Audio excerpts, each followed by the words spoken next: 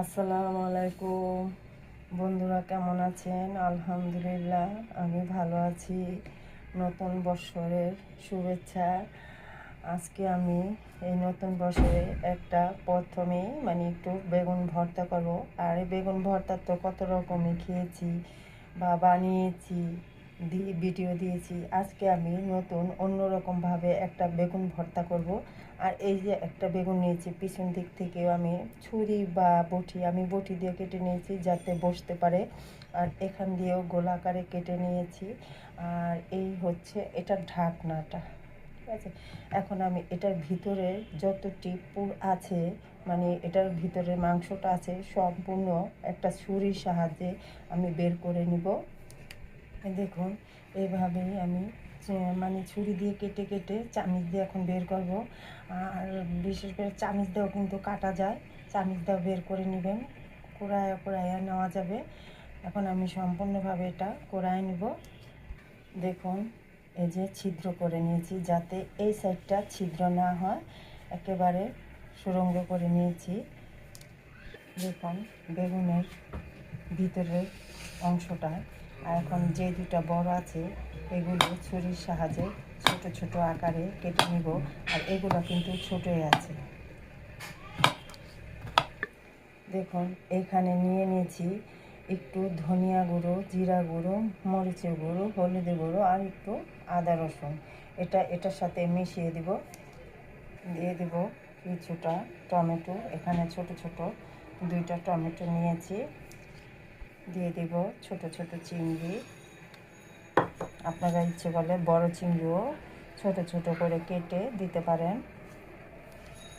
দিয়ে দেব কয়েকটা রসুন। দিয়ে দেব স্বাদ অনুযায়ী লবণ। এখন দিয়ে দিলাম অল্প পরিমাণে একটু ধনিয়া পাতাটা পরেও দেব। দিয়ে দেব একটু সরিষার তেল। এখন এটা আমি ভালো করে ম্যারিনেট করে নেব। দেখুন, ভালো করে ম্যারিনেট করে নিয়েছি। দেখুন, এখন কিন্তু বেগুনটা নিয়ে নিয়েছি। এখন এই বেগুনের ভিতরে আমি সম্পূর্ণ পুরটা দিয়ে দিব। দেখুন, শেষে ভরে দিয়েছি, একেবারে অনেকগুলো হয়েছে। এখন আমি এটা ঢাকনা দিয়ে ঢেকে দিব। এটা হচ্ছে এটার ঢাকনা। এখন এই ঢাকনাটা আমি কিভাবে আটকাবো, দেখুন। এখানে আমি টুথপিক নিয়েছি, কিন্তু টুথপিক আমার কাছে বেশি ছিল না। এখন এই টুথপিক দিয়ে আমি চতুর্দিক দিয়ে মুখটা আটকিয়ে দিব। দেখুন, কড়াই বসিয়ে নিয়েছি একটা। এখানে এখন অল্প পরিমাণে একটু তেল দিয়ে দিব। এখন আমি এইটা ভর্তা করার জন্য 3টি শুকনো মরিচ ভেজে নেব। শুকনো মরিচ প্রচণ্ড ঝাল, সেজন্য আমি 3টাই দিয়েছি। এখন মরিচটা কিন্তু ভাজা হয়ে গেছে। এখন আমি এখানে যে বেগুনটা রেখেছি সেই বেগুনটা এখানে দিয়ে দিব আর কড়া দিয়ে ঢেকে দিব। দেখুন, বেগুনটা কিন্তু নরম হয়ে এসেছে আর এই পিঠ কিন্তু পুড়ে গেছে। দেখুন, এখন আমি এটা কিন্তু ঘুরিয়ে ভাজতে হবে। এইভাবে ঘুরিয়ে ভেজে নেব। আর এই যে দেখুন, ভাজা কিন্তু হয়ে গেছে। এখন আমি এটা ঘুরিয়ে সম্পূর্ণ একেবারে এইভাবেই ভেজে নেব। এবার আবারও ঢেকে দিব। দেখুন, বেগুনটা কিন্তু হয়ে গেছে। সব দিক থেকে উল্টে পাল্টে ভেজে নিয়েছি। এখন আমি কিন্তু এটা নামিয়ে নেব। দেখুন, নামিয়ে নিলাম। এখন আমি এটাও উঠিয়ে ফেলবো। এটা উঠে গেছে আগেই। এখন আমি কাঠিগুলো বের করে নেব। এই দেখুন,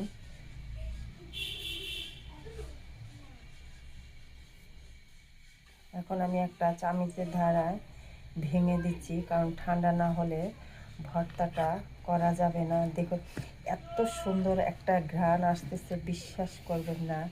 দেখুন, কত সুন্দর একটা ফ্লেভার আসতেছে, অসাধারণ। দেখুন দেখুন এখন ভর্তার জন্য নিয়ে নেব কিছুটা কাঁচা পেঁয়াজ, কিছু ধনিয়া পাতা, নিয়ে নেব সেই শুকনো মরিচ 3টে।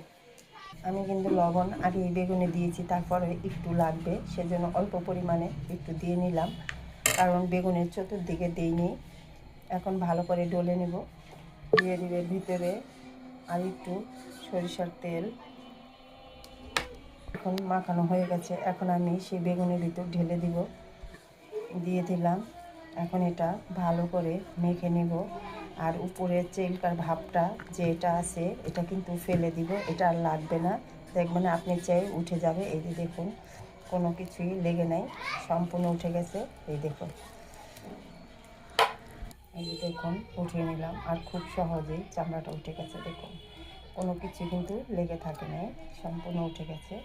এখন আমি হাত দিয়ে ভালো করে চটকে নিব। দেখুন ভর্তাটা করে নিলাম, দেখতে কত সুন্দর দেখা যাচ্ছে, অসাধারণ। যদি বন্ধুরা দেখুন, যদি ভিডিওটা ভালো লাগে বন্ধুরা তাহলে কমেন্ট করে জানাবেন এবং শেয়ার করে দিবেন। আর হচ্ছে বন্ধুরা নতুন নতুন যারা দেখবেন তারা সম্পূর্ণভাবে দেখে আমার চ্যানেলটি সাবস্ক্রাইব করে দিবেন। আল্লাহ হাফেজ।